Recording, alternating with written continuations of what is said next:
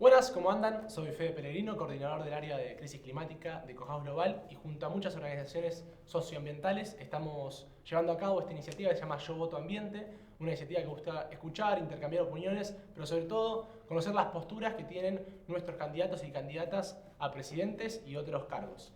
Como les decía, somos varias organizaciones las que estamos llevando a cabo esto, que no quiero olvidarme de ninguna, Alianza por el Clima, Ahora qué, Sustentabilidad Sin Frontera, Ecohouse quien le habla, Correntinos contra el Cambio Climático, y contamos con el apoyo de Amnistía Internacional, Change.org, Huerta Coworking y Oliver.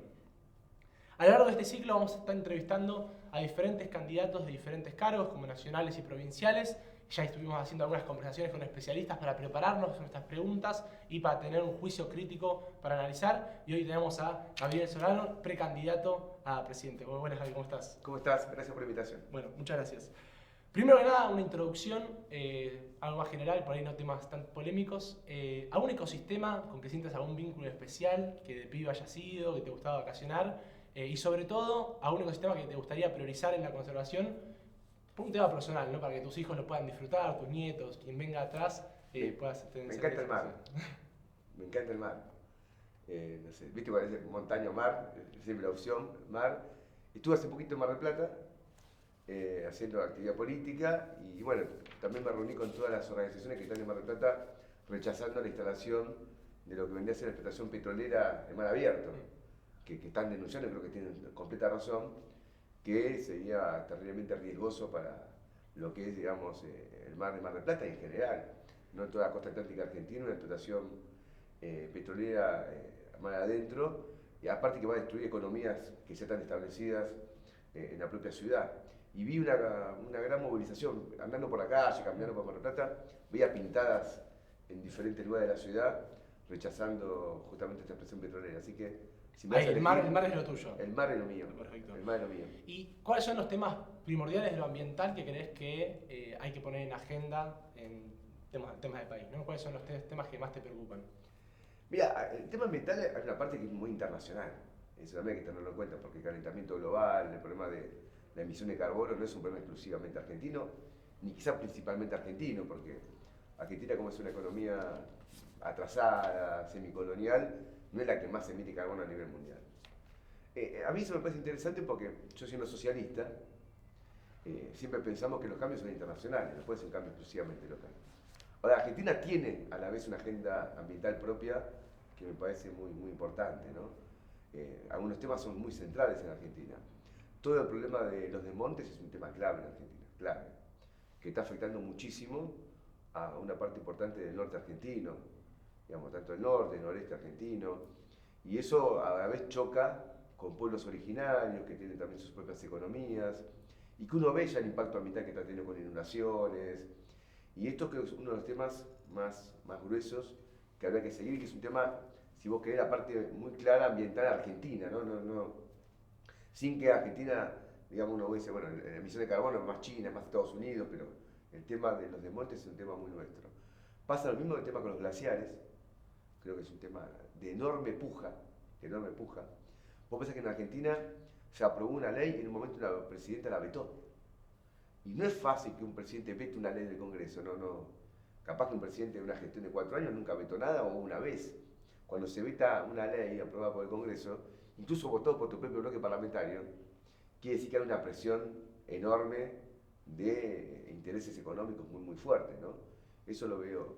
Y el tercero es el problema de la producción de alimentos, que creo que es un tema clave, porque en Argentina, que tiene un agro que es un agro muy desarrollado, posiblemente la economía más desarrollada dentro de Argentina es el agro, pero no es un problema nada más de lo que se produce, cómo se produce, también lo que uno come. Y el problema de cómo se empieza a alimentar las personas bajo el capitalismo está dando lugar a enfermedades terribles. Y yo creo que es un tema también de fuerte debate interno en Argentina, ¿no? La idea es que solo vamos a una especie de discurso casi dominante en Argentina, que tenemos futuro por la soja, por el litio y por el gas.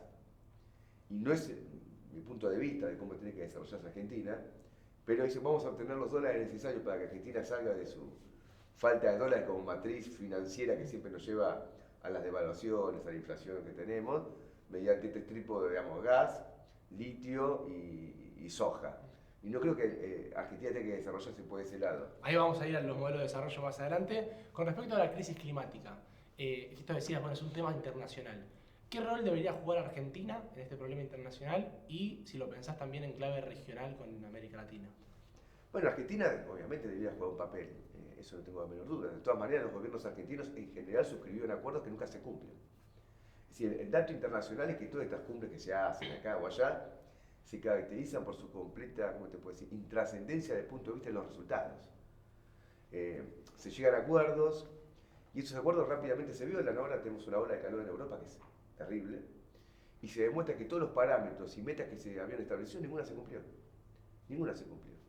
Y creo que son, bajo este régimen social capitalista, son incumplibles. Porque los gobiernos que las suscriben son los mismos gobiernos que después representan los intereses que pretenden violar esos acuerdos. Y hay un tema que es muy de fondo. Creo que en el tema ambiental yo colocaría algo en la agenda que habitualmente no está, que es el tema de la guerra. No hay cuestión que destruya más el ambiente que la guerra. No hay cuestión. Y esta guerra de Ucrania, que es una guerra de una importancia enorme, enorme, también es el campo en el cual se están probando una cantidad de armas nuevas que hasta ahora se habían desarrollado, pero no tenían la forma de probarse en el propio campo de batalla, cuyo impacto ambiental no ha sido tenido en cuenta por nadie. Si vos ves en los últimos anuncios de Putin y la reunión que se hizo la semana pasada en Lituania de la OTAN, vos decís la pucha, acá el problema de la guerra no es un tema del pasado, no. Hay un despliegue de armas nucleares que supera largamente lo de Hiroshima y Nagasaki. Hasta se arman de armas atómicas tácticas, como si fuese, me quedo, táctica, no pasa nada, no. Las bombas tácticas que se quieren utilizar son más destructivas que las que se usaron en Japón en el año 45. Entonces, vos ves que hay una tendencia del capitalismo a la destrucción del planeta que es muy profunda. Entonces uno tiene que pensar lo siguiente, los gobiernos capitalistas, incluido el argentino, no es que ponen metas que no cumplen por impericia, no, es por los intereses sociales que representan. Y en tu caso, por ejemplo, Sí. en un gobierno postcapitalista, ¿cómo serían las propuestas que venís pensando con relación a la crisis climática desde Argentina? Bueno, a mí me parece que sería clave para un gobierno, digamos, postcapitalista, yo sería más preciso, socialista. Socialista. ¿No? Porque, digamos, postcapitalista es lo que no es, pero no es lo que es, digamos. Es una definición por la negativa y no por la positiva. Un gobierno socialista tendría que tomar medidas de transformación drástica del país, en materia de su matriz productiva con impacto ambiental. Porque yo más que la idea de qué prohíbo y qué hay que, eso uno lo puede discutir específicamente, pero primero tienes que tomar los instrumentos para que esas cosas se puedan cumplir. Si no, volvemos a lo que yo criticaba antes, no se fijan metas que después no se cumplen. Entonces, para mí es clave, por ejemplo, que se nacionalicen los recursos naturales. Fundamental. Porque ¿qué sentido tiene que yo llegue a un acuerdo con ambiental, con, no sé, Livent, que explota el litio en Argentina, si yo ya sé que Livent lo va a violar? Lo va a violar y que, por ejemplo, exporta de acuerdo a sus declaraciones juradas, o si yo llego a un acuerdo con la Barrick Gold, por cómo va a ser la explotación de la cordillera de los Andes, donde te escuchaba Massa decir, Es una torta. es una torta, y uno ya se da cuenta quién se va a quedar las porciones más grandes. Y decía, bueno, en Chile se explota más, lo cual es relativo, porque Chile hay explotaciones que no autorizó y Argentina sí, ahí, por ejemplo, a la altura de San Juan, de la Barrick Gold. Entonces, el problema de nacionalizar los recursos naturales me parece que es la base para una política ambiental, la base, sobre la cual después tengamos que prohibir, obviamente, la mega minería a cielo abierto, eso es destructivo. Digamos, creo que ya está clarísimo que es una forma de explotación que es incompatible completamente con el ambiente, porque se suele decir que toda actividad económica contamina. Lo que pasa es que acá hay un problema de cantidad y calidad. Es decir, en un análisis dialéctico, permitidme que use la palabra porque como socialistas siempre nos basamos en la dialéctica, la cantidad y la calidad son distintas. Una determinada cantidad de daño ambiental ya es un cambio cualitativo. ¿Entiendes? Entonces, el problema de la mega minería de cielo abierto creo que debe ser prioridad de inmediato. Ocurre lo mismo con los desmontes. El problema de la defensa de los bosques en Argentina. Usted tuvo una controversia con Cabandíe por la red social Twitter, porque yo hice una crítica a este acuerdo que se llevó del Ministerio de Ambiente con la Secretaría de Ganadería para la crianza de ganado en los bosques, que me parece que es una cosa completamente irracional. Y él me salió a criticar, no, vos no conocés, Gabriel, esto es para preservar, mentira. Le dan a los ganaderos la posibilidad de criar ganado en los bosques, lo van a destruir. Entonces el problema de la mega minería de cielo abierto creo que es clarísimo, el problema de la defensa de los bosques, el problema de la defensa de los glaciares y el tema del litio, que después si quiere lo vemos con más detenimiento, que hoy se coloca en un punto central de la agenda argentina porque todo lo que pasa en Jujuy tiene eso como uno de sus componentes más. Ahora vamos en el litio. ¿No? Entonces, nacionalización de los recursos naturales japonés, prohibición de la mega minería, prohibición del desmonte. Del desmonte, sí, lo del desmonte es clave, eso me parece que es clave. Y después, bueno, tenemos que prohibir las fumigaciones. Las fumigaciones que se están haciendo en pueblos cercanos a las explotaciones rurales están dando lugar a enfermedades enormes de los pibes, de las familias. ¿En todo el campo argentino sería prohibir la fumigación o cerca de los sectores pluriurbanos? Bueno, desde ya que los sectores donde hay comunidades viviendo, eso creo que hasta es el sentido común más mínimo, que si fumigue eso ya es criminal. Estirar sobre la cabeza de las personas agrotóxicos. Y sobre el campo argentino hay que ver que sí, que no. Y acá va el tema de nacionalizar. ¿Por qué va el tema de nacionalizar? Porque nacionalizar que permite que las decisiones que se tomen no tengan como fundamento el beneficio particular, el beneficio privado, el beneficio capitalista. Y eso me parece que es la base para que se puedan tomar decisiones que tengan como objetivo la preservación del ambiente. Si impera la lógica capitalista de beneficio, te van a tirar la porquería que quieran, porque están viendo cómo se maximiza una producción en función de un beneficio inmediato. En cambio, se imprima un objetivo en el cual la creación de bienes y servicios tiene como, digamos, medida el bienestar de la población, eso no se va a hacer. Pero yo insisto que hace falta una transformación estructural del país, porque de otro modo son acuerdos que terminan siempre siendo violados, ¿no? Si llegas a ganar para presidente 2023... Me tengo fe. Bueno, pero 2023, tu mandato termina casi 2027, de 2027 casi 2028, sí. A 2 años, 3 años de 2030, que es un año clave para la negociación internacional, porque el Acuerdo de París establecía que, por ejemplo, Argentina estableció a partir del Acuerdo de París, sí, que tenemos que reducir un 20% de nuestras emisiones, y entendiendo que el 50% de nuestras emisiones son del sector energético. ¿Qué planes de matriz energética tenés para, si sos presidente, impulsar, y qué rol jugarían ahí, por ejemplo, los hidrocarburos y las energías renovables? Bueno, acá viene lo mismo. El problema de las energías renovables son un objetivo importantísimo. Requiere una financiación para eso. Porque hoy la financiación más importante está puesta en Vaca Muerta. Cuando vos ves en Argentina cómo se ha distribuido, digamos, las inversiones, Vaca Muerta concentra hoy casi la totalidad de las inversiones. Incluso en detrimento de otro tipo de explotaciones. Yo estuve en Chubut hace poco y el Cedro de Dragón, que era quizá el principal yacimiento petrolero de Argentina, está en retroceso claramente.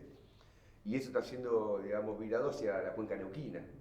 Y ahí, con el gasoducto que se acaba de armar, todo el mundo dice, bueno, acá está la salida energética de Argentina.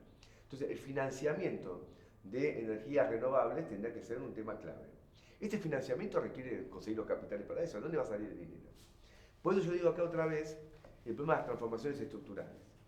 Si vos tenés un sistema financiero, como tenés actualmente, no va a haber ninguna financiación.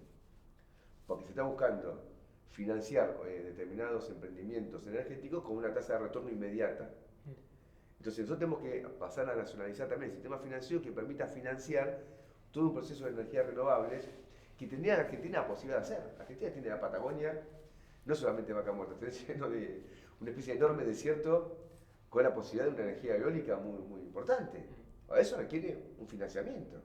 Y ese financiamiento es marginal en la actualidad. Entonces yo pienso que, por ejemplo, el tema de la energía eólica, no soy un especialista en la materia, no quiero tampoco, digamos, obviamente si nosotros gobernásemos, llamaríamos a los mejores técnicos comprometidos en esto. Yo no es que uno pueda saber de todas las áreas del país de una manera, digamos, hasta el final. Pero está claro que todo el mundo dice que por la estructura, digamos, geográfica de Argentina, tendríamos una forma, por ejemplo, de tener energía eólica, digamos, que sería importante. Y eso me parece clave. También es cómo se va cambiando la producción de la matriz energética, porque Argentina produce electricidad en la actualidad casi exclusivamente con matriz de gas. No únicamente, pero es la principal digamos, matriz para producir energía en Argentina. Con lo cual el gas se usa, digamos, directamente como gas, pero también para producir energía eléctrica. Eso habría que modificarlo. Porque yo vi incluso estadísticas sobre Vaca Muerta, lo cual el fracking es un debate específico, ¿no? Hasta qué punto se puede hacer o no se puede hacer por la contaminación de las napas. Pero incluso hay estadísticas sobre Vaca Muerta que no son tan optimistas como dicen algunos. En el sentido que con esto tenemos de por vida. No es así. Entonces el problema de una matriz de creación de energía eléctrica bajo otra forma sería clave. Y hoy no tenemos emprendimientos en ese sentido. No lo hay. El gobierno firmó con China un acuerdo que fue muy resistido, estuvo bien que sea resistido, para una planta en Río Negro sobre energía atómica que fue rechazada. ¿Y con los hidrocarburos qué harías? Bueno, acá hace falta yo esos hidrocarburos. Vuelvo siempre, permitirme que sea un poquito reiterativo para focalizar mi posición, es que al nacionalizar los hidrocarburos también podríamos evaluar en qué medida uno tiene la necesidad de una explotación que pase determinado límite. Porque cuando alguien dice tenemos que exportar para tener dólares, ¿para qué hace falta dólares? ¿Cuántos dólares hace falta? Acá aparece un problema más estructural. Si la economía es planificada o no es planificada. El socialismo se caracteriza por planificar la economía. Y el capitalismo por la economía anárquica. Cada uno produce de acuerdo a la competencia con otro capital, busca desplazar a otro capitalista con una tasa de beneficio mayor. Y por lo tanto, uno dice, ¿cuál es el propósito de Argentina en la actualidad? Si vos tenés una planificación económica, podés saber en qué medida Argentina necesita, digamos, por ejemplo, tener energía, hidrocarburos para un plan industrial determinado. Si en cambio vos no tenés el plan económico, posiblemente lo que interese a quien explote Vaca Muerta es cuántos dólares pueden girar a sus casas matrices en Houston de Chevron. Entonces nosotros queremos defender una economía planificada, en el cual el uso de los recursos, dentro de la planificación entra la cuestión ambiental como un tema clave, dentro de un plan general. ¿Argentina cuántos dólares necesita realmente? Porque yo escuché una vez acá a Bandía decir, si vamos a tener que tener dólares para pagar la deuda, y bueno, el tema ambiental va a ser lesionado. Entonces yo quiero defender una lógica económica opuesta a la del capital, que es la planificación económica de la economía, en el cual entran los recursos naturales, entran los recursos energéticos, entra la forma en la cual también se produce en el agro. Y ese principio hoy nadie casi lo levanta, porque parecía que el capitalismo es un sistema que no se lo puede cuestionar y cualquier planteamiento de planificación no vale. Ahora, yo defiendo la planificación, ¿sabes por qué? Porque los monopolios privados imponen la planificación a su interior. No es que no la tienen, es decir, saben cómo van a producir ellos, pero no vale para el conjunto de la economía del país, no, tendría que valer. Y una planificación económica juega un papel muy importante la deliberación democrática de las comunidades. No es una planificación económica, no es un hecho burocrático, que se junta el buró político, ¿viste? Y decide el plan quinquenal, no. Tiene importancia clave qué opinan las comunidades locales, cómo vive la situación, cuáles son sus necesidades.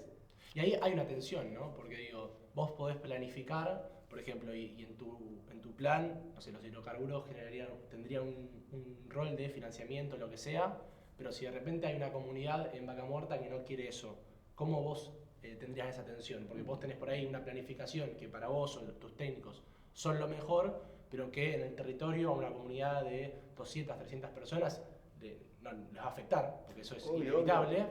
Entonces ellos van a estar en contra. Ahí, ¿cómo sería la relación de la planificación? También hay que ver, por ejemplo, tomar el tema del litio después, ¿no? Que ahora está ese problema de una tensión entre las comunidades y la explotación del litio. Uno podría pensar así, ¿puede 300 personas poner en jaque una producción que le sirva a todo un país? Uno podría pensar que es antidemocrático, porque 300 personas...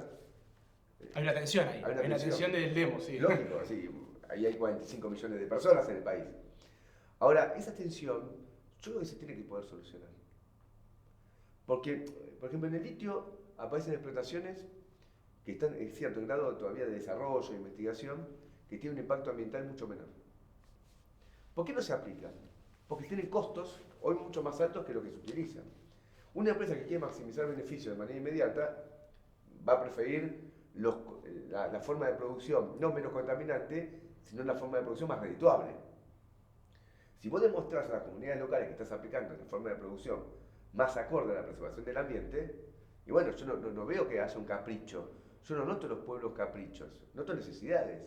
Cuando te dice una comunidad, yo no tengo agua, o tengo agua en una cantidad que no es la necesaria a un nivel de vida como corresponde, me está planteando un problema que es real.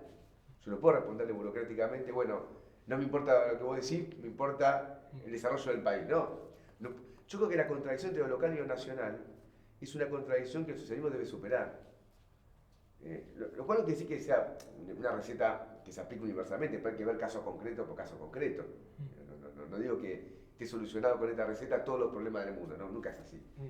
Pero, ¿por qué no podemos asegurarle agua a las comunidades que están cerca de las explotaciones de litio?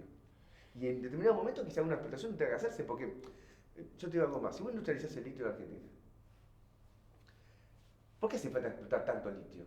Capaz que no hace falta explotar tanto litio. Ya vamos a entrar ahí. No hace falta, pero ¿a qué voy? Acá no importa el litio, importa el problema de la planificación. Sí. Si yo planifico la economía, no tengo necesidad de una explotación a una escala tan alta, porque no tengo ese propósito de obtener dólares por una exportación de materia prima. Entonces, defiendo el concepto de la planificación económica. Y bueno, en este mundo capitalista ya sabemos, importa muchísimo el dinero, así que en esta transición, si vos sos presidente, ¿qué rol jugaría el sector público y el privado? ¿O qué estrategia tenés para financiar las renovables que cuestan miles y miles de dólares y que hoy Argentina no tiene? A ver, el sistema capitalista importa el dinero, y si nosotros mañana gobernamos y establecemos que Argentina dé un paso hacia el socialismo, hasta que el mundo nos acompañe, vamos a tener que vivir una tensión entre Argentina y el mundo. Por lo tanto, también hace falta divisas. No es que no hace falta, porque todo lo que es importado no lo vas a poder pagar en pesos. ¿Quién te va a agarrar el peso? Imagínate, vos vas a Alemania, quiero esta máquina, en pesos no te la van a vender. Te van a pedir euros o dólares. Entonces, acá vuelvo otra vez, ¿cuántos dólares, cuántos euros? De acuerdo a lo que necesitemos por un plan económico planificado. Ahora, ¿cómo lo vamos a financiar? Argentina tiene un financiamiento de su economía. Argentina, si vos ves los números de las cuentas externas del país de los últimos 4 años, Argentina tiene un superávit comercial altísimo. Creo que este año no lo tengo muy en cuenta porque la sequía, que es un tema ambiental, de algún modo distorsionó. Pero nosotros venimos de 3 años de cosecha récord en Argentina. Y esa cosecha récord arrojó un superávit comercial de casi 40.000 millones de dólares. Es decir, que es falso que Argentina no tenga ningún financiamiento, que estamos condenados a una explotación en bruto de los recursos naturales para obtener dólares. Es falso. Argentina tiene financiamiento por su comercio exterior. El problema más grande que tiene Argentina es una sistemática fuga de capitales. Que si vos vas a ver las cuentas externas del país, te da una cosa que mide el INDEC, que se llama formación de activos externos, así lo llama el INDEC, casi totaliza 400.000 millones de dólares, que es el equivalente a un PBI del país, hoy en Argentina. Entonces, acá también una modificación estructural. Nosotros tendríamos un comercio exterior en manos públicas. Pero esos dólares entrarían muchos menos, digo, si prohibimos el glifosato y reducimos el impacto ambiental. Podría entrar menos, pero en un plan económico nuestro, haría falta ¿cuántos? Okay. A ver, hay mucha matemática entonces en ese plan. Lógico, una planificación económica no está armada para que, por ejemplo, yo necesito cuántos dólares si la mayoría de esos dólares se fugan del país después. No están esos dólares en Argentina. O sea, mira, hicimos esa explotación que afectó el ambiente porque necesitábamos divisas para el desarrollo de Argentina. Eso no están en Argentina. Están en la formación, están en casas en Miami, en divisas que se quedaron. Nos quedamos en el París en la torta. Tampoco están acá. Entonces es importante. Y si vos tenés el comercio exterior en manos públicas, la planificación, la relación de Argentina con el mundo va a formar parte de esa planificación. ¿Y el sector privado tendría un rol en este lugar? Mirá, el sector privado me parece que en Argentina, en este tipo de cuestiones, tiene un rol menor. Un rol menor. Porque vos te das cuenta por cómo es la estructura económica que tiene Argentina. El agro, toma el agro. La estructura agraria argentina es una estructura agraria de mucho desarrollo industrial. Es decir, no hay explotaciones minifundistas en la producción más importante del país. La hay en el norte, pero la pampa húmeda no se maneja con producción minifundista. Y tiene lógica. ¿Por qué tiene lógica? Porque los medios de producción que se han creado, un tractor para 50 hectáreas no tiene sentido. ¿Cómo amortizás una inversión de un tractor, una cosechadora? No tiene ningún sentido. Entonces vos podrías proceder hoy sin ningún tipo de problema a una nacionalización de la gran propiedad agraria, porque ya el propio formato de la actividad, por el desarrollo de escala de la industria, permitiría hacerlo. Distinto es en algunas, insisto, explotaciones minifundistas, en el norte, en el noreste, ahí cobra otro tipo de situaciones. Pero de la gran propiedad de la pampa húmeda habría que proceder a una nacionalización. Y después, el tema petrolero, el tema minero, lo mismo. Lo que sí podría haber es que nosotros algunas cuestiones no tenemos la técnica, no tenemos el desarrollo tecnológico. En ese caso, Yo no estoy cerrado a un acuerdo con determinadas empresas que me puedan abastecer de cosas que el país aún no desarrolló. Yo no soy defensor del socialismo en un solo país. Soy trotskista, no estalinista, y esto ha sido un motivo de debate de 50 años y yo lo sigo pensando así. El socialismo es un impulso a la fuerza productiva, no un retroceso a la escala nacional. ¿Se ve? Entonces yo no me quiero cerrar el mundo. Podríamos hacer un acuerdo. Ahora ese acuerdo tiene que ser sobre la base siguiente. La defensa del ambiente y simultáneamente una transferencia de tecnología. Argentina, el acuerdo comercial que realiza, no hay transferencia de tecnología, porque no se relaciona con el mundo de manera organizada, sino que se relaciona con el mundo, las empresas privadas se venden a sí mismas. Sería interesante que un día se estudie cómo funciona el comercio exterior de Argentina. Eso explica mucho. Cómo figura la hidrovía, que todo el mundo se está matando por hidrovía, los chinos, los yanquis. Y vos te das cuenta que ahí Bunge le vende a Bunge, Nidea le vende a Nidea, Dreyfus le vende a Dreyfus. Y no hay una planificación. Yo le voy a vender esta producción al país que me abastezca de esta tecnología para un plan de desarrollo integral. Entonces, la producción, la relación argentina con el mundo, que es un tema clave para un país y clave para un proceso de planificación económica, la tiene que hacer el Estado. Y no puede ser, digamos, entregada o tercerizada a monopolios privados internacionales. Estuvimos hablando un poco ya del tema del litio. Me gustaría hacer un doble clic, que te estaba diciendo, lo hablamos después, digo. Es un tema de actualidad, digamos. ¿Qué hay que hacer con el litio para vos? ¿Se tiene que seguir explotando? ¿No se tiene que seguir explotando? ¿Y qué otras alternativas tenemos? ¿Hay que agregar cadena de valor? ¿No hay que agregar cadena de valor? ¿Esa cadena de valor sería en qué sector? Para mí el litio, insisto, la explotación, ¿cómo decir? Bruta del litio para una exportación de la materia prima tal cual está, me parece que no habría que hacerla. Hoy, con los medios de explotación que existen del litio, el daño ambiental es muy fuerte. Se está viendo en Jujuy. Yo estuve en Jujuy, estuve hablando con las comunidades originarias. Yo estuve en Jujuy el 20 de junio, el día de la Pueblada, y hubo una conferencia de prensa en la mañana antes del Gran Quilombo, y participaron de la conferencia de prensa los pueblos originarios que están muy cercanos a la explotación del litio. La información de ellos es muy precisa, ellos tienen razón en lo que están planteando. Ellos no tienen agua y el litio requiere una cantidad de agua que es incompatible con la que necesitan y incluso con la que hoy tienen, se la van a quitar.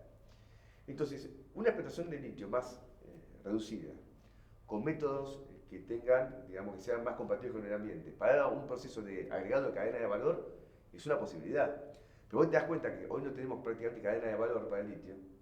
Entonces, como eso sería un proceso gradual, no haría falta una explotación de tanta cantidad.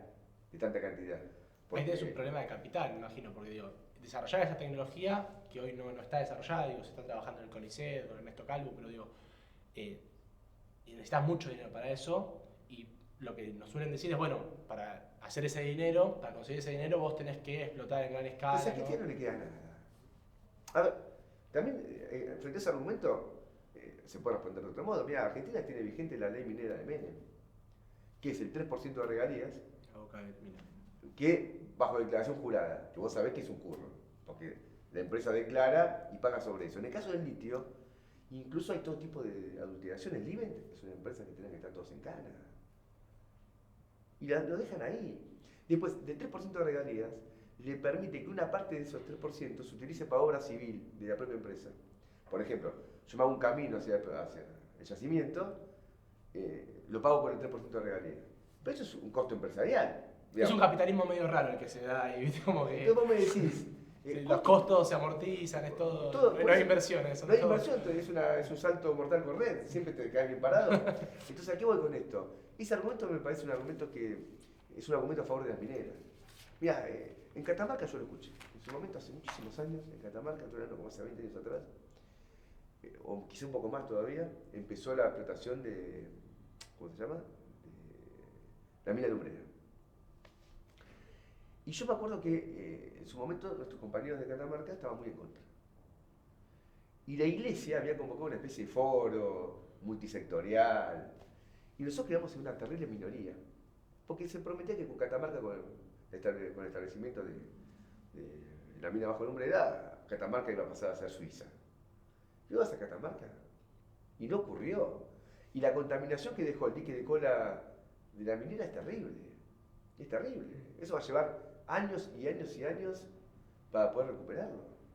Entonces, ese tipo de argumentos no me parecen correctos. Pero hoy la tecnología para explotar el litio y no contaminar el ambiente, y es una tensión que nosotros mismos asumimos, bueno, no sabemos muy bien qué hacer con el litio, no está. Entonces, ¿cómo harías para explotar ese litio si esa tecnología hoy no está disponible y Bueno, Argentina por eso digo, para mí hay que darle derecho a veto a las comunidades originarias. derecho a veto como Sí, completamente. Lo hemos planteado nosotros en la elección de Salta y de Jujuy, en nuestra plataforma. Mirá. O sea, yo te puedo decir acá, lo decía acá porque cae bien, pero decirlo allá donde está la presión. En nuestra plataforma de Salta y de Jujuy está puesto esto. ¿Y cómo, o sea, habría un representante de la comunidad que dé el veto o cualquier No, integrante no, de la no, comunidad no. originaria que Ojo, pueda ojo, decir porque no? ahí el tema de las comunidades después es un debate de cómo se representan, ¿no? Claro, ¿quién puede decir ese, no, acá no se explota? Bueno, ahí hay que hacer formas democráticas, porque después aparece un problema que ya es de orden político, institucional, que hay un enorme proceso de cooptación. Y vos sabés que en el tema ambiental la cooptación es enorme, enorme. Las mineras, las empresas de litio, tienen presupuestos enteros para cooptar, para comprar la prensa, para comprar a las fuerzas vivas, como se suele llamar, locales. Yo iba a Belén, en Catamarca, y en un momento imposible hablar contra la minera porque estaba todo comprado. Y te decía, mirá, Gabriel, te pido mil disculpas, pero vivimos de esto. Es decir, entonces, en medio de prensa, todo está comprado.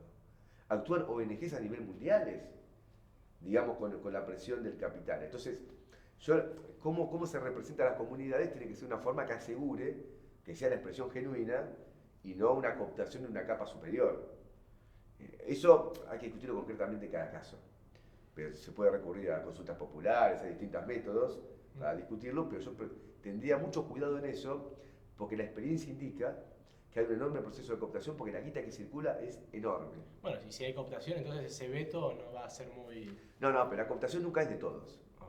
A ver, pero si vos cooptás a todos, quiere decir que solucionaste un problema. ¿Se entiende? Cooptación es que vos lográs, digamos, captar una cúpula dirigente que distorsiona los objetivos originales del movimiento. A eso yo llamo cooptación. Si vos lograste que todo el mundo esté contento, y bueno, lo lograste. Vas a una consulta popular y ganaron, ganaron. ¿Se ve? Pero, y después hay otro problema que también hay que tener en cuenta, que el movimiento ambiental tiene que buscar ligarse a los trabajadores de los lugares, ¿no? Eso uno lo ve mucho en Neuquén, digamos, en toda la parte de lo que es el trabajo petrolero. Cómo se busca una unidad con los trabajadores del lugar, que muchas veces no entienden otra forma de trabajo. Yo estuve hace una semana en Santa Cruz y hacía mucho frío, en Río Gallego, y di una charla para la campaña electoral, pero vinieron a la charla muchos compañeros de yacimientos carboníferos, de un pueblo que vive de eso, no tiene otra matriz productiva, no tiene otra matriz productiva. Y ellos están pidiendo un proceso de nacionalización, todo, para ver cómo se organiza una compatibilidad entre el ambiente y la explotación de carbón, que ahora en Alemania se acaba de autorizar por el tema de la guerra. Entonces, bueno, hay que discutir después concretamente cada caso, ¿no? Bueno, hablar de ambiente, como vos decías, es hablar de política y es hablar de economía. ¿Qué modelo de desarrollo plantean desde su espacio para la Argentina y qué políticas productivas plantean en este plan que estabas hablando? Bueno, Argentina tiene un retroceso muy fuerte en materia industrial, muy fuerte. Eso uno lo nota en todas las estadísticas que pueda haber. La matriz productiva del país se ha ido primarizando. Es decir, un retroceso de la industria y un aumento de la soja, digamos, las explotaciones de materias primas. Eso ha dado también como resultado un empeoramiento de los puestos de trabajo, porque los puestos de trabajo industriales son mucho mejor remunerados que los puestos de trabajo que vos tenés en el agro, que tenés incluso la minería misma. La minería después reclama muy poca fuerza de trabajo. Es decir, lo que puede haber inicialmente con la obra civil es un trabajo de la construcción más importante, pero la explotación misma de una mina es relativamente marginal en relación a las necesidades que hay de puestos de trabajo en la Argentina. Y en general son puestos de trabajo que tampoco tienen la necesidad de una gran calificación. Entonces, para mí, nosotros tenemos que marchar un modelo en el cual, mediante una planificación económica, se incremente la cadena de valor de Argentina. Esto me parece que es un tema importante. El proceso industrial argentino retrocedió muy fuertemente y eso se nota en que vos pasaste más o menos en la década del 70, tenías un 37, casi 40% de la fuerza de trabajo en la industria. Hoy te llega al 15%. Entonces, cuando vos ves el nivel salarial de Argentina hoy, tiene que ver con eso. Tiene que ver con eso. Entonces, y en el agro, la fuerza de trabajo, la mitad está no registrada. Entonces tenés que desarrollar eso. Para desarrollar eso necesitas un financiamiento de la economía. Y un cambio también de la matriz productiva, porque Argentina, incluso su industria, es una industria que en buena medida depende mucho de las importaciones. Es decir, no es una industria que produce todos los componentes de la cadena de valor, sino que agarra algunos y vos terminás a veces, no sé, lo de Tierra del Fuego, lo más obsceno si vos querés, se hacen los celulares pero se los arman. Casi no hay producción propia de los distintos componentes. ¿Cómo se arma eso? Para armar eso es clave los acuerdos de transferencia de tecnología, que otros países han realizado y Argentina no. Argentina vende su producción primaria sin reclamar ningún tipo de transferencia de tecnología. Sin ninguno. Pues Argentina necesitaría renovar su flota ferroviaria, volver a tener una flota ferroviaria. Es un país propicio para eso, es un país bastante plano, no es un país lleno de montañas. Y no tenemos una flota ferroviaria. De hecho, eso incrementa mucho los costos de logística. Reemplazar el ferrocarril por los camiones fue un enorme error. Un enorme error. El impacto ambiental es enorme, el impacto en la seguridad vial también es grande y en los costos de logística para la producción argentina. ¿Por qué no tenemos una renovación, una ampliación real de lo que vendría a ser nuestra red ferroviaria? Eso requiere un financiamiento desde ya. Nosotros vendemos soja y no retomamos nada a cambio. Ahora, ¿por qué pasa eso? Porque el comercio exterior no está en manos del Estado. ¿A Bunge qué le importa? ¿Se entiende? Ellos tienen aparte sus pequeños ferrocarriles que van al puerto de Rosario. No es que no lo tienen. Hay un Belgrano Norte que todavía funciona, es decir, está armado en función de ese objetivo. Pero si vos tenés un modelo de desarrollo en el cual tenés ese objetivo y un comercio exterior en manos públicas y la relación argentina con el mundo está planificada, vas a plantear que una transferencia de tecnología es una condición para tu comercio exterior. ¿Y cómo sería esa canasta exportadora del modelo que nos planteás? Bueno, inicialmente vos tenés que valerte de los puntos fuertes que tiene tu economía. No cabe duda que vos tenés una pampa húmeda que desde el punto de vista de la renta diferencial de la tierra es más alto que otro lugar. La Argentina no va a renunciar a la pampa húmeda, sería una torpeza. Pero a la minería sí, porque eso ya lo dejamos de tener. La mega minería de Ciudad sí. Aparte porque es una, insisto, es una producción muy contaminante que no es compatible con el ambiente. Yo creo que eso tiene que ser categórico. No, lo decía en la canasta exportadora, digo, habría soja, habría trigo, habría lo que está hoy, no habría minerales, y otras cosas habría, si querés en el corto, pero también en el largo plazo. Bueno, el problema, después tenemos un problema con el gas, que insisto, el problema del gas, yo te insisto mucho con la planificación. Vos fíjate lo que pasó a Bolivia. Se quedó sin gas. Bolivia estuvo vendiendo gas a Argentina y a Brasil en todo este tiempo. Y como nunca tuvo una planificación económica, se quedó sin gas. Ahora va a tener que comprar el gas a Argentina. El gasoducto que se usaba para traer gas a Argentina va a utilizarse para que Argentina le venda a Bolivia. Con lo cual, en Bolivia, que siempre se decía que no había inflación, va a empezar a haber inflación, pues se van a quedar sin dólares para comprar el gas. Entonces, la producción primaria nuestra sí, pero después tenemos que ir, en la medida que agreguemos valor, vamos a poder también exportar productos industriales. Pero Argentina, los dólares que necesita, ¿cuántos son? Yo te insisto, para nuestro plan de desarrollo del país.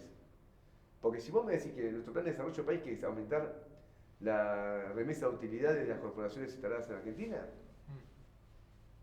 que aparte es todo un tema complicado porque cuando mañana te mandan un capital original de 1000, después la explotación del trabajo argentino lo llevó a 10.000 y ellos cuentan que hubo una transferencia de capitales por 10.000, ahora fueron 1000, los otros 9.000 se quedaron acá. ¿Se entiende? O sea, ojo con cómo se cuenta, para la casa matriz tiene 10.000 en Argentina, pero en realidad originalmente fueron 1000. Y va a reclamar una remesa de utilidades por 10.000. Entonces, si no hace falta dólares para esa remesa de utilidades. Y los acuerdos puntuales que tengamos que realizar con corporaciones empresariales, digo, porque Lenin, en su momento, me remonto a la historia, llegó a acuerdo con algunas petroleras en su momento, porque Rusia no tenía la tecnología para explotar un petróleo. Bueno, Argentina aparte tiene mucha tecnología. Argentina tiene muchos científicos. Argentina tiene la capacidad incluso de valerse de un desarrollo que ha tenido y que todavía parcialmente tiene. Estamos en mejores condiciones para una planificación económica que todos los gobiernos anteriores que la quisieron hacer. ¿Y encontrás una tensión o una contradicción entre, por ejemplo, esto que decías, el socialismo es un salto a la productividad? Actualmente, a mayor producción, mayor producción final, hay mayor impacto ambiental, porque necesitas más energía, necesitas más recursos, y por más que eso genere mayor puesto de trabajo, hay una demanda sobre los ecosistemas. Esa tensión vos la... Sí, pero también hay que ver qué tipo de producción tenés. Porque yo veo lo siguiente. Vos tenés, no sé, vamos a un tema de la distribución comercial de los productos. La distribución comercial de los productos es un factor enorme de contaminación. Todo lo que llama el packaging, digamos, eso reclama petróleo. ¿Es necesario hacerlo así? Podríamos por ahí ya tener una enorme reducción. O sea, hoy tenés una anarquía capitalista que favorece la contaminación, que una planificación económica de la distribución de los productos, de los bienes y servicios que se producen, podría reducir muchísimo, por ejemplo, la necesidad de carbono de la producción y la distribución de los productos. Entonces vos también podés darte formas de distribución distintas. Y hoy eso no está. Eso no está. Entonces, no es solamente la producción del propio producto, sino incluso su envase. Hay muchísimas cuestiones que un régimen podría reducir. Y en una planificación económica, discutida democráticamente, socialmente, vos podés decidir determinadas cosas, no producirlas en función del desarrollo ambiental. Esa tensión que vos planteás, que existe, yo no la niego, tiene que ser resuelta concretamente. Pero para que sea resuelta concretamente y democráticamente, la producción y la distribución no pueden estar en manos de los sectores capitalistas que lo hacen en función de su beneficio. Porque si vos me decís, bueno, esto va a tener un impacto ambiental, va a ser transitorio, y me doy el plan para que en 20 o 10 años lo pueda reemplazar por otra cosa, ¿se ve? Vos podés tolerar determinadas cuestiones en un plan, pero eso tiene que ser discutido democráticamente en función de un desarrollo general. Teniendo en cuenta que gran parte de la fruta y la verdura que comemos los y las argentinas en nuestras casas provienen de la agricultura familiar, que son pequeños campesinos, campesinas que sus condiciones de vida son muy malas debido a que no pueden asentarse porque tienen que estar en un alquiler que no saben si a los 2 años lo van a echar o no y entonces no pueden ni siquiera construir su casa. ¿Qué medidas concretas tomarías para este sector y para preservar la agricultura familiar? Yo lo vi en Mendoza, ahí en Maipú, hubo una elección municipal hace poco. Y muchos, porque también hay un problema que la economía, este tipo de producción más familiar, muchas veces termina siendo, como te puedo decir, aprovechada por las grandes concentradoras, porque le terminan comprando la producción por 2,50. Eso pasa muchísimo. Pasa la producción de la uva, pasa en muchísimas producciones. Entonces, el productor original, que casi es una especie de familia trabajadora, por más que sea propietario de su tierra, es un propietario de la tierra, pero quizá consigue con esa explotación de su tierra un ingreso menor a un trabajador, digamos, en una industria. Y eso se debe a que las empresas le compran su producción a 2 mangos y luego la revenden a precios enormes. Podría haber en muchos lugares centros de comercialización para que directamente puedan vender su producción, sin necesidad de pasar por un intermediario que se queda con la mayor parte de su beneficio. Nosotros incluso ahí en Maipú, que me tocó estar justo ocasionalmente, hicimos una especie de, como si votaba el intendente de Maipú, es un pueblo bien agrario, hicimos como parte de la campaña eso, invitamos a los productores a que vengan, y se armó la plaza, un montón de gente que vino con su producción, y gente que venía a comprar, todo bueno. Entonces, ya vos te das cuenta que el precio final que se puede vender en un supermercado termina siendo ese trabajo apropiado por las cadenas de distribución que están muy concentradas, ¿no? Ahí tenés un tema para poder seguir con detenimiento. Y después hay que ver, obviamente, que en tanto se desarrolla, yo quiero plantear un tema que me parece que es importante. Nosotros deberíamos tender, en la medida de lo posible, una producción de mayor escala, porque en tanto se incrementa la productividad del trabajo, vos tenés mayor producción y eso permite un bienestar de la población. A veces también hay muchas familias que no pueden utilizar un capital para explotar su producción de la manera más adecuada. Tampoco uno tiene que embellecer lo que no es bello, digamos. Un pibe de 8 años laburando en una plantación no es algo que uno quiera tener. Si uno podría agregar tecnología ahí, capaz que hay trabajo que se puede hacer de una manera mucho mejor, mucho más productiva. Yo recorro mucho el país, ando mucho por zonas agrarias y yo pienso que hay producciones familiares que podrían transformarse paulatinamente en una producción organizada mejor, donde no tengamos que recurrir al trabajo que pasa de las familias, incluye el trabajo de los pibes. Que sería, a mí no me gusta ese tema, no la idiosincrasia del pueblo, que la de los pibes, no. Es la necesidad de una familia que si no puede a veces sobrevivir. Pero yo me fui pibes en el colegio. Entonces, una economía que va agregando capital a la economía familiar podría ir tomando, ¿cómo te puedo decir?, dimensiones más colectivas. Y eso también se va armando democráticamente.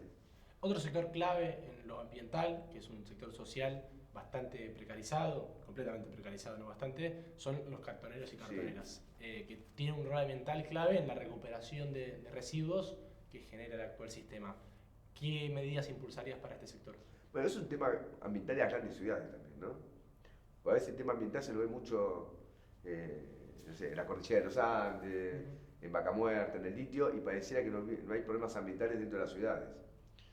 Acá esto se conecta con el tema de la basura, que es un gran tema ambiental de las ciudades. Específicamente de la ciudad de Buenos Aires. Yo aparte soy diputado de la ciudad de Buenos Aires. Y acá se votó una ley nefasta de quema de basura. Porque hay una ley vigente sobre el tema de basura, de recuperación de la basura que no se cumplió de ninguna manera. Están todas las metas incumplidas. Y prácticamente es una resignación, porque dije, bueno, no la vamos a cumplir y volvemos a la cremación. Y decir que la ley está recurrida a la justicia ahora, por lo tanto no se está aplicando, pero el plan de la red de la ciudad de Buenos Aires es de armar 6 grandes hornos, en el Gran Buenos Aires, no dentro de la capital, en el Gran Buenos Aires, porque el SAT se está colapsando. Entonces vos tenés que tener una política muy activa de recuperación de la basura, junto con un cambio en cómo se distribuyen los productos, ¿entiendes? Porque si ¿por qué tanto cartón, tanto plástico? Podríamos reducirlo. Si eso lo reducimos, sería muy importante. Eso plantearía una exigencia a la industria, en el cual a veces todo lo que es el envoltorio forma parte de la competencia empresarial. Ponerle el dibujito de o sea, yo le pongo el hombre araña, vos le pones el otro, ¿se entiende? No hace el problema de la necesidad del consumo real de la población, sino la competencia por ver cómo se capta un mercado. Eso es la competencia capitalista. En una planificación no hay esa competencia.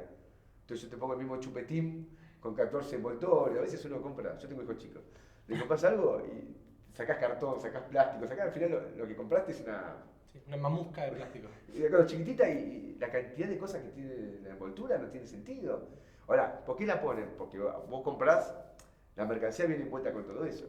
Eso te permitiría reducir muchísimo. Y después tenemos que dar, obviamente, a todo lo que se llaman los cartoneros habitualmente, un peso importante para darle condiciones de trabajo que sean realmente dignas.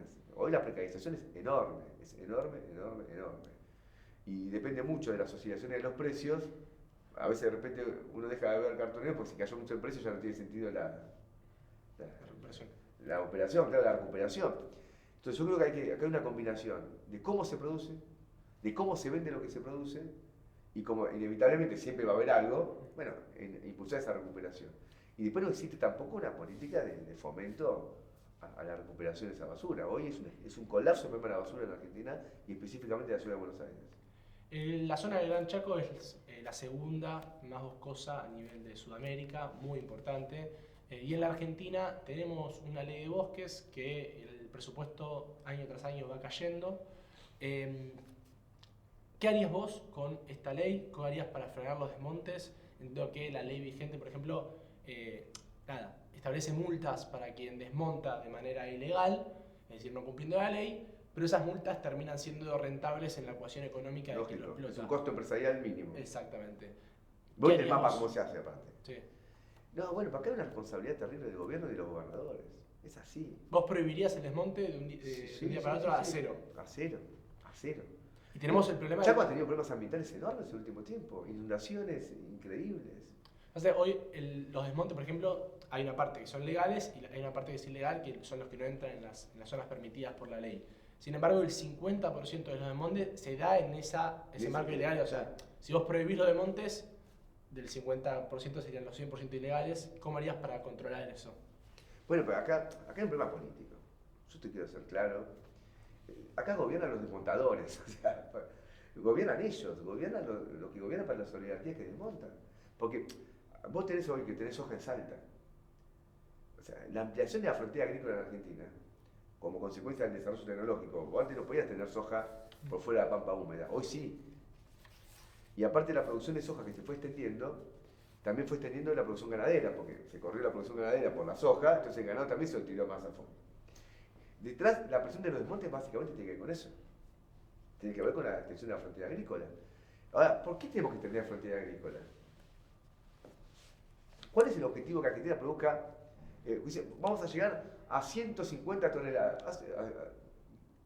Perdón, a 150.000 toneladas, no sé, a 150. ¿Por qué? Porque ese objetivo de superación, si una política de planificación, posiblemente eso no tenga que ver. Argentina podría funcionar con una explotación mucho menor. Entonces acá la presión capitalista es la que impulsa ese desmonte. Entonces yo creo que el tema de fondo no es un tema de pericia, porque a mí me pasa que a veces te preguntan, che, vos sos candidato a presidente, ¿sí? ¿Te sentís más preparado que Sultano, que Mengano?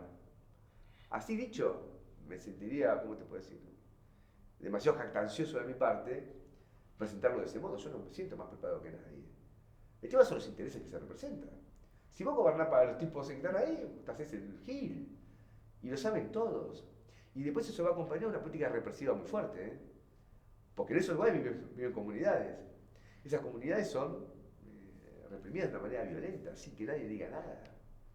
Y vos vas a ver en Chaco, pero vas a ver también en Formosa, lo vas a ver en Misiones, vas a ver, lo ves en Tucumán, lo ves en Salta, lo ves en Jujuy.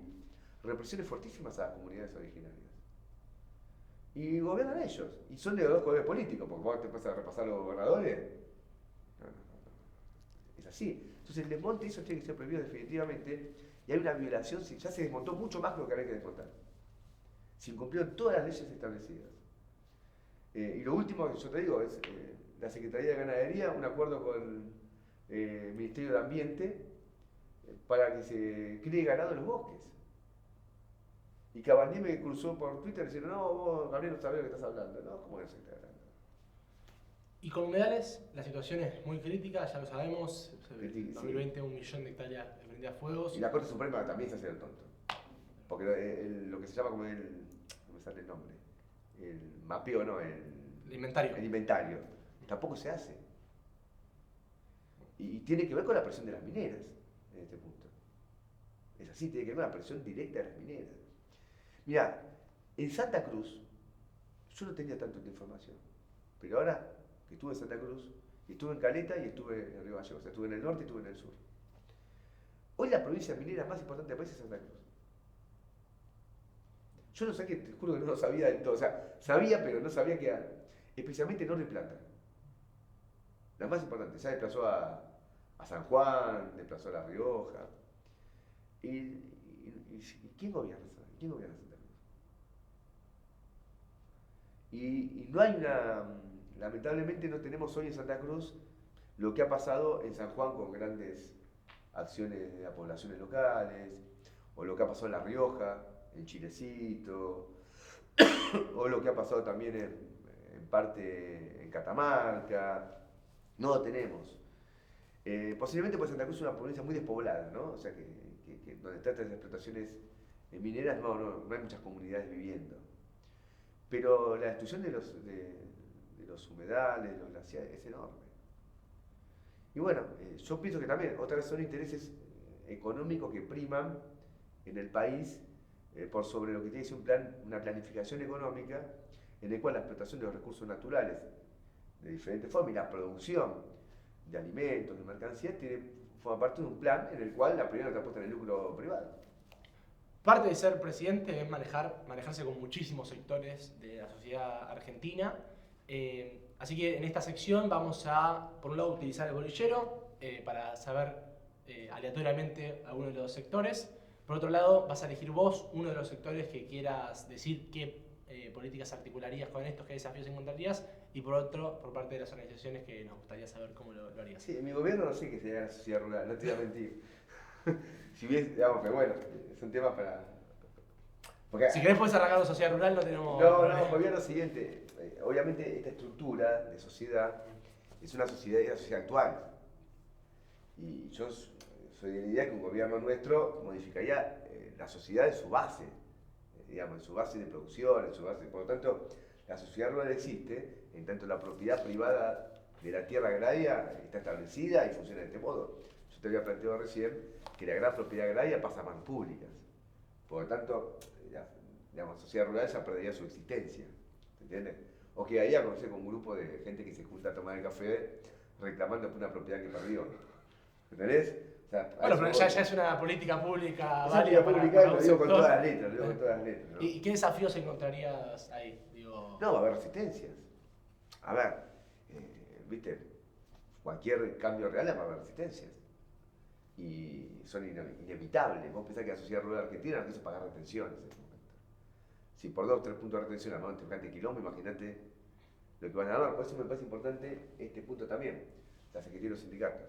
Bueno, pero pará, ya dijiste, bueno, vamos con el bolillero, porque si no... Dale, vamos con el bolillero ahí. Ahí va, salió. Me siento intimidado con el bolillero. 12. No está arreglado esto. Organizaciones de la sociedad civil. Bueno, son varias, así que son podés varias, elegir, son varias. Y acá aparece algo que hablábamos antes, ¿no? Porque existen muchas ONGs y las hay de las buenas y de las malas. Como en todo. Como en todo. Pero yo insisto que en el problema ambiental, vos pensás que uno de los capos ambientales mundiales es Al Gore, que fue vicepresidente de demócrata en Estados Unidos y son los gobiernos más beligerantes, los gobiernos que más guerras hacen, más que los republicanos. Para que vos veas que cuando yo digo que hay cooptaciones, que hay mucha guita en el medio. Si vos tenés el Partido Demócrata Norteamericano, con uno de sus principales cuadros impulsando ONGs en todo el mundo, y son parte de la sociedad civil. Y yo creo que esas no van a formar parte del gobierno nuestro. Sí hay otras organizaciones civiles distintas. Yo le daría mucho valor a las comunidades locales, digamos, donde tienen un conocimiento directo, cuya opinión es fundamental para un plan económico integral. Porque un plan económico no puede priorizarlo, generar sobre lo particular, jodiendo a lo particular. Bueno, vos perdiste, no. Tienes que lograr articular, armonizar intereses que no siempre van a ser exactamente los mismos. Entonces yo le daría mucho valor a esas comunidades locales siempre, pero tendría mucho cuidado de las influencias que existen de los sectores contaminantes que cooptan ONGs para llevar adelante su trabajo, ¿no? Buenísimo. Y por otra parte, con la CGT y sindicatos, ¿cómo te relacionarías? Bueno, el punto es yo lo considero clave. Cuando fue, por ejemplo, el conflicto del agro, se partió la CGT. Por ejemplo, la UATRE, que es el sindicato de los trabajadores rurales, estaba con la sociedad rural. ¿Y eso por qué? Porque vos te das cuenta que lo maneja una burocracia. A mí me parece muy importante que el movimiento ambiental y los trabajadores estén juntos, cosa que no siempre se logra. Al revés, yo conozco muchísimos casos que el movimiento ambiental suele ser apaleado por burocracias sindicales, de la UOCRA, del sindicato AOMA, ¿no? ¿Es el minero? ¿AOMA? Sí, es AOMA. Bueno, si no es AOMA, bueno, no importa. El sindicato minero. El sindicato minero. Entonces necesitamos que los trabajadores, insisto, y los movimientos ambientales y las comunidades locales vayan de la mano. Entonces yo le doy muchísimo valor a una CGT y sindicatos que no estén manejadas por estas burocracias que existen hoy, sino que representen genuinamente los intereses de los trabajadores. Pero en este caso, por ejemplo, el sector minero o el sector de la UOCRA, que son quienes hacen la construcción cuando se está la minera, sí, genuinamente van a estar en contra. Y digo, porque van a estar sin trabajo, o por lo menos si no se le propone algo. ¿Cómo articularías? Bueno, pero ahí vuelvo a la planificación. Porque si es esto o nada, bueno, esto, pero ¿por qué es esto o nada? ¿Quién dijo que es esto o nada? Que es alguna derivación divina, ¿no? Son decisiones económicas. Mira, en economía, si un día leí un texto de Rosa Luxemburgo, interesante, que analizaba cómo es la semántica de los diarios de la época esa, ¿no? Dice, nubarrones en la economía. Y entonces vos utilizás un término climático de la economía. Pero todavía en ese momento se hablaba mucho del tema ambiental, ¿no? Ella decía lo siguiente: el clima es independiente de la voluntad de la persona. Hoy ya no. Pero en parte sí, todavía no es que todo el clima depende de la sí, no es por la voluntad, es por cómo se produce, ¿no? Claro. Entonces se utilizan conceptos sobre la economía como si fuesen independientes de la voluntad de la sociedad. Y no es así. Ahora, como no hay una planificación, pareciera que a uno le impone una realidad que es determinada por alguien o por fuerzas externas o que son algo fatales. Y no, se puede reestructurar la economía de manera tal. Yo lo discutí otro día con un minero de San Julián, de Santa Cruz. Yo no conozco San Julián. Y él me dijo, mira, yo soy un pueblito muy chiquito. Y él era delegado minero. ¿Cómo hacemos? Él entendía el problema. Yo digo, bueno, perfecto. Tenemos una tensión ahí, pero ustedes tienen esta fuente de trabajo hoy, pero siempre va a ser así. Si vos ofreces otro tipo de salida a las poblaciones, obviamente estás en otra situación. Porque si vos decís, mira, esto lo cierro y te vas a morir de hambre, el pueblo se va a sublevar. O sea, si vos reestructurás la economía, y hoy en el tema minero tenés como mínimo, en muchos lugares, una especie de recuperación ambiental que había labura mucha gente durante mucho tiempo. Porque hubo lugares de explotación minera que generó tanta contaminación que requiere un trabajo de saneamiento. Eso. Y trabajo de saneamiento ya es laburo, ¿se entiende? Durante un periodo de tiempo, en algunos casos muy, pero muy extenso. Uno es, decía antes, debajo de la lumbrera de Tucumán y ¿cómo es? Y Catamarca. Catamarca. Entonces, y después, en una planificación, tendríamos la forma de darle a los pueblos locales otro tipo de matriz de desarrollo. Eso me parece importante. No presentemos las cosas como si fueran una fatalidad. Acá no hay nada fatal. No hay nada que fatal. Bueno, interesante el punto. Pasamos a una segunda sección donde te vamos a hacer un ping-pong de preguntas sobre determinados temas. A ver. Vos tenés para elegir, como no es todo sí y no, como bien vos decís, tenés muchos emojis. Tenés desde la manito que se compromete, al pulgar que dice está bien, lo pensás, te quedas en silencio y estás en contra de las cosas. Así que arranquemos. En principio no debía usarlo, pero vamos a ver. Por la duda lo tengo. El silencio, por la duda lo de tengo. referencia. Le mostrás a la cámara Dale. qué opinas. Fomentar una ley de envase con inclusión social. Sí. Me reuní en la legislatura con varios sectores que están discutiendo esto y estamos avanzando en algún tipo de redacción de algo en ese sentido. Fomentar una ley de humedales. Y sí, vamos a poner esto. Sí. Una ley de humedales. Bien. Sí. Fomentar una ley de acceso a la tierra para pequeños campesinos. Sí. Está claro. La reforma agraria en Argentina ya no es la vieja reforma agraria. Digo como aclaración. En la pampa húmeda una hectárea vale una fortuna. Y no tiene sentido volver a una producción minifundista en la pampa húmeda. Yo esto lo firmo, pero Argentina no es homogénea agrariamente. O sea, hay muchos sectores en el norte, en el noreste, donde hay producción y donde corresponde una producción minifundista. Ahí va apoyo, donde darle 50 hectáreas en la pampa húmeda es crear millonarios. Y en Argentina, en todos estos sectores, hoy están con los pools de siembra. Fomentar una ley de evaluación de impacto ambiental. De evaluación de impacto ambiental. Que tenga criterios. Hoy, por ejemplo, en el caso del litio, la minera hace la evaluación de impacto ambiental con los estándares que le dice la provincia. Sí. Se propone una ley nacional que establezca ciertos parámetros para las evaluaciones de impacto ambiental, que debería seguir y no. Te pongo esta y no esta, porque vea lo siguiente, en las leyes la trampa está en la letra chica, como los contratos, ¿viste? Entonces yo digo que sí, pero quiero ver la ley. No, claro, esto puede ser una ley de inclusión que no sea con inclusión totalmente. ¿Entendés? Porque La idea. echa leche a la trampa. Sí. Se ha armado hay una especie de, ¿cómo te puedo decir? De como todo el mundo dice que sí, y después vas a la letra chica y ahí es donde está la trampa. Digo esto y no esto porque yo firmo lo que leí. Lo que no leí no lo firmo. No, está con las ideas. Si el día de mañana hay una mala ley, entendemos que no porque aparte se ha creado hay una especie de, ¿cómo te puedo decir? Demasiada duplicidad en esto. Entonces quiero ser claro, más que en otras esferas de la vida política y legislativa. En esta esfera la duplicidad es total.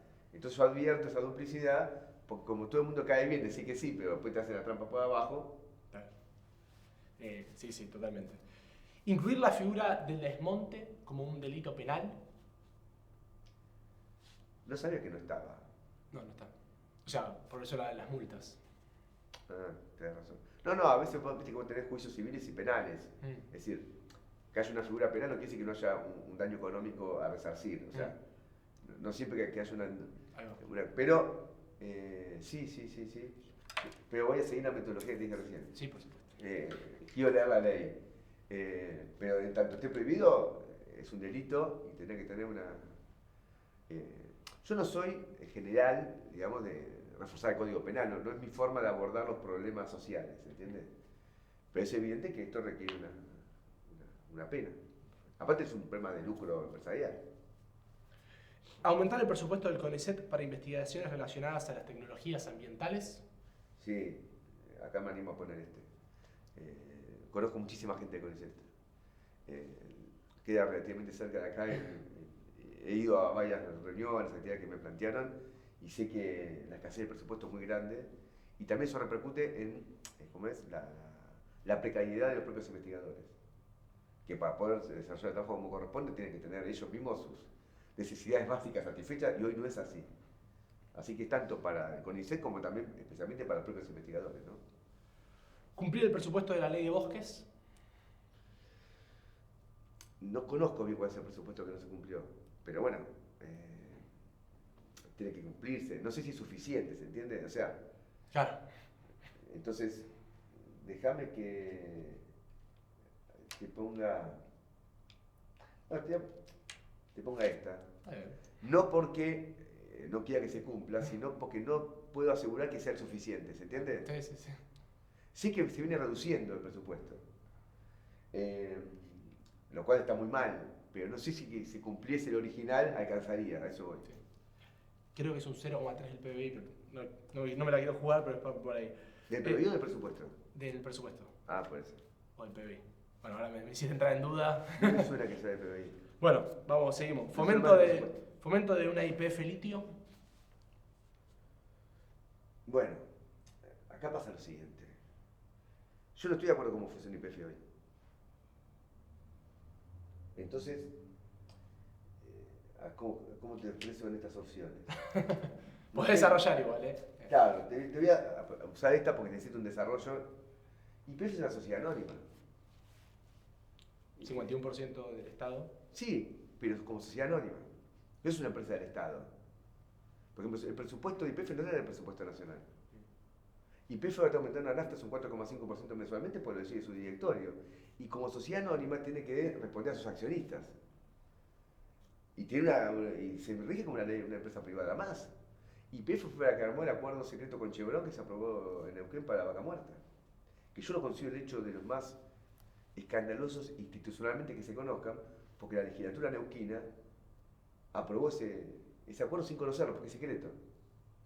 Y vos sabés que se fue a la Corte Suprema para que, creo que eso lo reclamó en su momento Pino Solana, y un diputado que se llama Giustiniani, si no me equivoco. O sea, no estoy replicando a los míos, ¿se entiende? Sí. Y la Corte Suprema falló que tiene que hacerse público y no lo hace público. Entonces yo quiero una IPF distinta a esta IPF. Si la IPF fuese la que yo quiero que sea, estoy a favor. Pero no quiero transformar IPF. Por eso no te puedo poner... Debería ser una empresa pública para vos, 100%. Una empresa del Estado, que funcione como empresa del Estado como parte de un plan de planificación. No es una sociedad anónima que se termina aliando a corporaciones como Chevron para una explotación del petróleo, del gas y eventualmente del litio en función de una renta internacional que se fuga.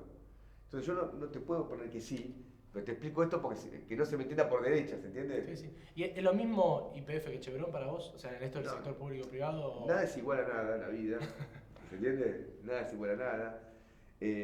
Lo cual no significa que sea lo que yo quiero. Sí. No, Chevron responde a los accionistas de Nueva York, no sé. Pero lo que tiene en común es mucho. La racionalidad capitalista. Totalmente. ¿Bajar los subsidios a Vaca Muerta? A ver, vamos a esto. Voy a poner esto, pero quiero explicarlo. No, sí, Porque tenemos tiempo. Si vos tenés tiempo. Más o menos. Ya se me está hizo largo, pero bueno, te lo explico, pero quiero que no. Hay un subsidio que tiene que ver. El problema de nacionalizar los recursos naturales y los energéticos permite también saber el costo de producción. ¿Cuál es el costo de producción de Vaca Muerta? ¿Cuál es? Porque en Argentina, en tanto prima una lógica empresarial, se reclama el precio internacional. Y los capitalistas son muy vivos. Cuando sube el precio, quieren el precio internacional. Cuando baja, piden precio sostén. Siempre. Nunca hay un capitalista que llore. Lloran todos. Siempre. Cuando baja, precio sostén. Y acá se lo damos. Y cuando sube, bueno, dame todo el precio. Entonces, hay un subsidio en Vaca Muerta. Hay muchos tipos de subsidios. Muchos. Pero un subsidio que tiene que ver con cómo es el costo real. Eso no se puede saber si no pasa a manos públicas de la producción. Entonces yo quiero nacionalizar esos recursos. Hablando de nacionalizar, declarar al litio como un recurso estratégico que quede exento de la ley de la minería. Mira, también te voy a hacer esto y con esta. Porque todo, viste, lo otra vez escuché a Cristina Kirchner que puso como ejemplo la forma de explotación en Chile. Y las declaraciones de recursos estratégicos, todo hay que ver qué sentido tiene final. Incluso hasta la formación de una empresa estatal, porque está haciendo Gerardo Morales en Jujuy. Y a veces la empresa estatal, ¿qué significa? Significa que la empresa estatal es la dueña del yacimiento, ¿se entiende? Pero la gestión, la explotación, la terceriza a un privado. Y como en Argentina, con la reforma del año 94, la constitución del 94, la de Menem, que todo el mundo votó a favor, la propiedad de subsuelo pasó a las provincias, la minería, todo eso pasó a las provincias, el petróleo, el gas, se ha armado que las oligarquías provinciales hacen enorme negocio. Y arman empresas del Estado, que en realidad es solamente una pantalla. Es más peligroso, porque la empresa del Estado, ¿para qué sirve? Para aliarse con Chevron, para aliarse con Livent y compañía, pero como es una empresa que queda fuera del control de la legislatura local, ni siquiera está en el presupuesto de sus cuentas públicas. Te estoy describiendo algo que está pasando ahora. Entonces, yo no quiero una declaración genérica de recurso estratégico y ni siquiera que el litio pase a una empresa estatal, porque ya es del Estado el litio. Lo que es privada la explotación. Si la propiedad es subsuelo del Estado, provincial. Aclaración, esto sería, si vos ganás y ya sos presidente, el compromiso es a lo que yo impulsaría, no a lo que aparezca en No, la no, agenda. y como las palabras tienen, viste, significante y significado, dicen los semiólogos, Sí. sociólogos de por medio, un significante puede tener distintos significados, depende de quién lo diga. En manos de lo que lo dicen hoy, ese significante me parece también una duplicidad económica y en parte moral. Fijar el precio del litio entre los países de la región para tener una estrategia de coordinación regional, una onda OPEP del litio. Entiendo. Yo pienso que América Latina Unida cumpliría un papel enorme.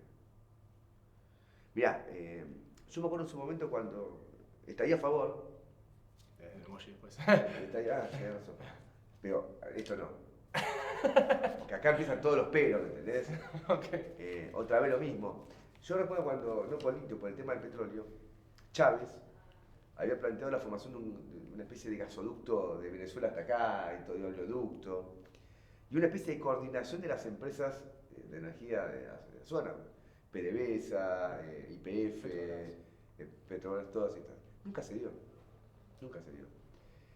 Planteó un Banco del Sur en su momento, pero vos tenés que financiar eso. ¿Cómo se financia si no tenés un sistema financiero? Tenés que pedir al Banco Mundial, no te la va a dar. Al FMI, no te la va a dar. A la banca Morgan, ya entonces se distorsionó el objetivo. Entonces tenés que financiar. Entonces acá hace falta la unidad de América Latina. Esto es clave. La unidad de América Latina es clave para la explotación de sus recursos naturales y para obtener el financiamiento de la explotación de esos recursos naturales. Y el plan que yo te digo sería mucho más potente si no solamente fuese un plan argentino, sino un plan continental, o un plan por lo menos de América del Sur. Sería fundamental. Ahora, en América Latina, los intentos de coordinación han fracasado. En Mercosur no pasa nada. Es decir, ¿por qué no pasa nada? Porque las estructuras de cada país compiten entre sí. El capitalismo es un tema de competencia, no de coordinación y planificación. Entonces yo estoy a favor, pero otra vez, lo tienen que hacer gobiernos obreros y socialistas de cada país, van a poder darle a América Latina un bienestar que no le da ningún gobierno capitalista. Habilitar nuevos proyectos de explotación offshore en el mar argentino para la producción de petróleo y gas. No. Y advierto un tema más. Esto tiene que ver con la soberanía de Malvinas. Vos sabés que el territorio continental argentino, o sea, Malvinas es parte de Argentina, pero tiene que ver un problema, forma parte de nuestro territorio continental. Y hay una presión muy fuerte para buscarle a las Malvinas una especie de estatus jurídico especial, porque la explotación incluso offshore requiere bases en el continente. Requiere esa base en el continente. Porque son costos muy altos. Y los costos muy altos de producción solamente se pueden llevar adelante cuando está muy alto el precio del barril, si no, en un momento no tenés ganancia. Entonces hay una presión muy fuerte para lograr un acuerdo con Malvinas que va a ser un acuerdo de tipo colonial. Entonces, cuidado con esto porque el tema de Malvinas está muy involucrado con este asunto. Y por eso cuando estuvo en su momento Macri, se firmó un acuerdo de la Cancillería Argentina con el canciller inglés, que no me puedo acordar el nombre ahora, que incluso fue repudiado por este motivo por Elisa Carrión, que dirigía, no sé si sigue dirigiendo, la Comisión de Relaciones Internacionales de la Cámara de Diputados. Alá Ancam, cuando no recuerdo el nombre me pongo mal, no puedo seguir adelante, me trabo. Bueno, ustedes tienen el trabajo de googlearlo y lo van a ver, pero es un tema que hace la soberanía de Malvinas también. Crear un fondo que a partir de la renta de los hidrocarburos se busque financiamiento para impulsar la transición energética en Argentina. Sí, sí, lógico. Nosotros haríamos, con todos los, creo que no hace falta decir los peros que yo ya... Sí, no, los peros que ya dije, los que ya dijiste aplican acá también. Aplican a esto, aplican a esto, eso es muy claro. ¿Cómo es una política lógica de un plan. Una empresa privada, su fondo de acumulación es privado. Inversión en I+D para generar valor agregado. No conozco bien. ¿Cómo Inversión más desarrollo. Como... Por eso, ahí requería una enorme cantidad de precisiones. Yo en este punto voy a usar este que no iba a usar. Me prometí no usar este y lo usé. Porque me suena, disculpa, muy título y el contenido pasional es demasiado grande acá. Y da para todo. Y da para todo. Sí, podemos hacer una hora de charla con esto. Lógico. Buscar el cambio de deuda económica por acción climática. No, eso no lo veo. No, son orientaciones, otra vez, no creo que tengamos que canjear por deuda nada, la deuda argentina debe ser repudiada, previo a una investigación exhaustiva de su origen, sus verdaderos beneficiarios, y es una mezcolanza que va a terminar mal. Porque finalmente la batuta la tiene el capital internacional, que es el que tiene la deuda y el que tiene los monopolios que le interesan los recursos naturales. Están en el otro lado del mostrador, están los mismos. No me parece ni el canje de deuda por ambiente, ni el canje de deuda por educación, ni nada de eso. ¿Algo más que te haya quedado por decir? ¿Algo que quieras comentarle a la gente? Creo que si digo más cosas sería un abuso de mi parte. Les agradezco mucho porque pude desarrollar realmente la forma de abordaje, porque a mí me importa, el tema ambiental hay muchas formas de abordaje, ¿no? Y uno puede coincidir a veces en luchas, y nosotros, donde hay una causa popular, estamos siempre. Pero mi forma de abordaje integral, que es lo que yo quise desarrollar acá, no es solamente establecer una serie de prohibiciones dentro de una matriz capitalista, porque las prohibiciones bajo una matriz capitalista no caminan, porque terminan chocando con las comunidades del lugar, la presión por conseguir puestos de trabajo. En cambio, si uno ofrece un enfoque alternativo, un enfoque de una planificación de los recursos naturales, de la economía del país, de su matriz productiva, de su relación con el mundo, del uso de la fuerza de trabajo, de cómo se lo va a financiar, puede armonizar un montón de cuestiones que parecen que chocan, pero solo chocan porque el capitalismo pone en competencia. No es que chocan por un problema, insisto, de fatalidad del destino. Entonces, este es el enfoque que para mí corresponde y que se dé una superación, insisto, para poder salir adelante de muchas veces que hay cuestiones que, como se dice, ¿viste? Tenés que salir por arriba. Bueno, la planificación permite salir por arriba y es un paso adelante. Y es un enfoque que no se tiene muy en cuenta porque mucha gente canceló la alternativa del socialismo. Y yo creo que más que nunca se reclama ponerla en valor. Muchas gracias, Gabriel. Un gustazo.